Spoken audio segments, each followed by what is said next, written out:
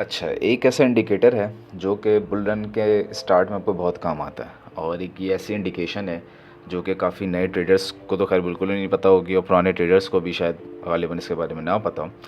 तो ये देखें गौर से, और ये आपको मदद करता है कि किस तरीके से आप पहचानें इस चीज़ को कि बुल रन कब स्टार्ट होगा। इसमें तो आपको नज़र आ रहा है कि प्राइस ऊपर की तरफ गई, ये बुल रन आया और फिर बेयर मार्केट में आ गए, फिर बुल रन की तरफ हम जा रहे हैं। लेकिन ये कौन सा इंडिकेटर है, ये देखें, ये ट्रेडिंग व्यू के ऊपर गए, ये सिंपल आपने सर्च ऑप्शन पे देखा, इधर बेशुमार ऑप्शंस आ रहे हैं, स्टॉक्स का, फंड्स, फ्यूचर्स, फॉरेक्स वगैरह। इसके अंदर जो ये सेकंड लास्ट ऑप्शन है, ये इकॉनमी के ऑप्शन पे जाएं, ये जो फेडरल रिजर्व्स नज़र आ रहे हैं, फेडरल फंड्स, इस पर क्लिक करें। ये इस किस्म का चार्ट आपके सामने ओपन हो जाएगा। अच्छा, अब ये बता रहा है कि कब से किस टाइम तक जो है इंटरेस्ट रेट वो क्या था।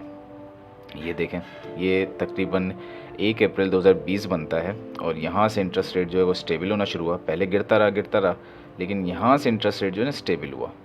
जब ये स्टेबल हुआ तो 1 अप्रैल 2020 से लेके 1 फरवरी 2022 तक ये स्टेबल रहा, और अराउंड आप देख रहे हैं ट्रेड करता रहा अराउंड 0.01 0.08 इसके अराउंड ये ट्रेड करता रहा। इसके बाद से 1 फरवरी 2022 के बाद से ये शूट अप होना शुरू हुआ इंटरेस्ट रेट तेज़ी से।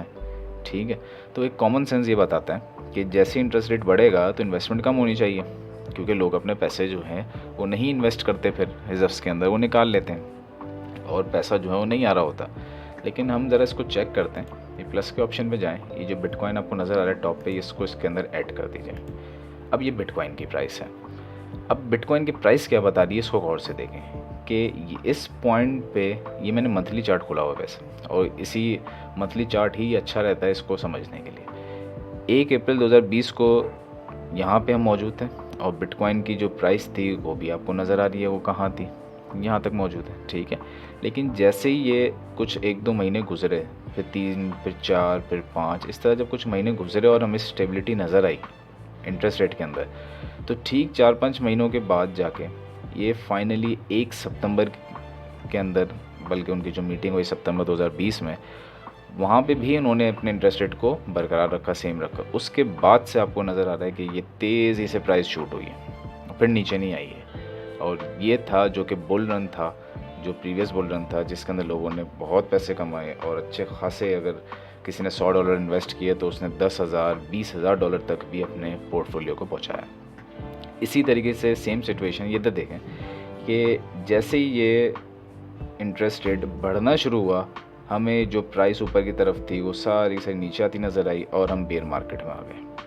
ठीक है, और अब प्रीवियसली 1 अगस्त 2023 से अगर हम देखें तो इंटरेस्ट रेट जो है वो स्टेबल है, और उसको स्टेबिलिटी की तरफ लेके गया कि जाया जा रहा है, और मुकम्मल पिछले 1 साल से हम कह सकते हैं कि इंटरेस्ट रेट जो है उसी के आगे पीछे ट्रेड कर रहा है।